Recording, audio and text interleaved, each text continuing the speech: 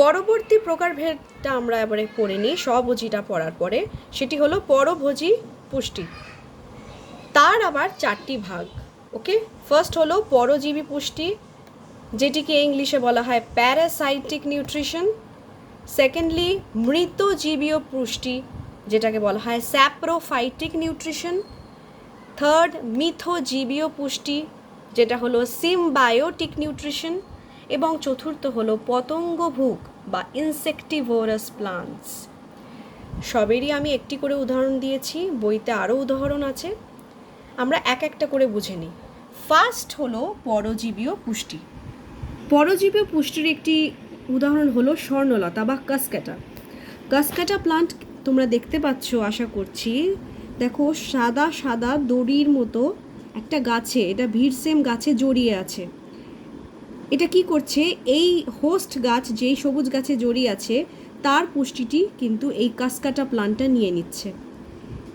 কিভাবে নিচ্ছে, এই যে যখন জড়াচ্ছে তাদের মধ্যে একটা নোডিউলের মতো তৈরি হয়, সেটাকে বলা হয় হস্টোরিয়া। দেখে নাও কোন জায়গাকে হস্টোরিয়া বলে। এই হস্টোরিয়ার মাধ্যম দ্বারাই যেটা হোস্ট প্লান্ট তার থেকে নিউট্রিশন বা পুষ্টি শোষণ করে নেয় এই ধরনের কাসকাটা বা স্বর্ণলতা উদ্ভিদ। পরবর্তী পরভোজী পুষ্টির প্রকার হলো মৃতজীবীয় বা স্যাপ্রোফাইটিক নিউট্রিশন। অর্থাৎ কি, মৃত জীব বা যেই সব উদ্ভিদরা মৃত বা পচনশীল, সেই সব উদ্ভিদের জৈব পদার্থ থেকে তারা যখন খাদ্য গ্রহণ করে সেই ধরনের পুষ্টি হলো মৃতজীবীয়। এক্সাম্পল দেখো মোনোট্রোমা গাছটাকে দেখিনি, এটাকে ইন্ডিয়ান পাইপ প্ল্যান্টসও বলে, পাইপ আকারের মতো। ওকে, তৃতীয় পুষ্টি হলো মিথজীবীয়। মিথজীবী আমরা আগেও পড়েছি ক্লাস 6-এ, মনে করে দেখো।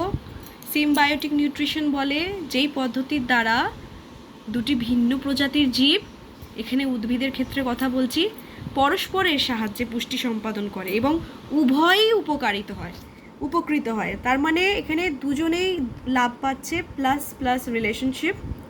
এই ধরনের রিলেশনশিপকে বলা হয়, এই ধরনের সম্পর্ককে বলা হয় মিথজীবীয় পুষ্টি। উদাহরণ হলো লাইকেন, রাইজোবিয়াম। লাইকেনটা কি, লাইকেন হলো শৈবাল এবং ছত্রাক, দ্যাট ইজ অ্যালগি অ্যান্ড ফাঞ্জাইয়ের যেই অ্যাসোসিয়েশন, সেটাকে বলা হয় লাইকেন। আরেকটি উদাহরণ হলো রাইজোবিয়াম ব্যাকটেরিয়া। রাইজোবিয়াম ব্যাকটেরিয়া এমন একটি ব্যাকটেরিয়া যেটা শিম্ব জাতীয় গাছ বা লেগিউমিনাস প্লান্টস এর রুট নোডিউলে বা যেসব মূল দেখতে পাচ্ছি আমরা, মূল দেখবো এক্ষুনি, মাটির তলায় যেই মূল থাকে সেই মূলের মধ্যে এই যে রাইজোবিয়াম ব্যাকটেরিয়াটি থাকে। এ দেখো নোডিউলস দেখতে পাচ্ছ তোমরা। কি করে, আকাশে থাকা নাইট্রোজেন, বায়ুতে যেটা প্রেজেন্ট আছে, ডাইরেক্টলি ওটা এই রুট নোডিউলসটা অ্যাবজর্ব করে সেটাকে কিন্তু সেই গাছের খাদ্য বস্তু তৈরি করতে সাহায্য করে। বোঝা গেল? তাহলে লাস্ট প্রকারের পরভোজী পুষ্টি হলো পতঙ্গভুক বা ইনসেক্টিভোরাস প্লান্ট। নাম থেকে আসছে, পতঙ্গ থেকে যারা পুষ্টি পায়, যেই সব উদ্ভিদরা, যেমন অনেক ধরনের আছে, কলসপত্রী, পিচার প্লান্ট, সূর্য শিশির, পাতা ঝাঁঝি। ওকে, তোমরা বলতে পারো কিভাবে এই পিচার প্লান্ট বা কলসপত্রীরা পুষ্টি পায়। দেখো, কলসপত্রী নাম থেকেই এসছে, ঠিক কলসের মতো, ঠিক জাগের মতো দেখতে এই ধরনের গাছ, আর এবং এদের একটা লিড আছে।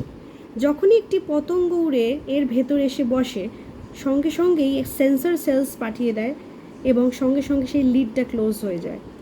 এবারে তখনই পিচার প্লান্টের এই পিচার জায়গায় কিছু কিছু জুস বা পরিপাক বা পাচন রস খরিত হয়, হাইড্রোলাইটিক এনজাইমস, যার দ্বারা সেই পতঙ্গকে সম্পূর্ণভাবে তারা পরিপাক এবং পতঙ্গ থেকে তারা পুষ্টি অর্জন করে। ওকে, তাহলে এইগুলো হলো পরভোজী পুষ্টির প্রকারভেদ এবং তাদের ব্যাখ্যা। আশা করছি এতটা তোমরা সবাই বুঝেছো।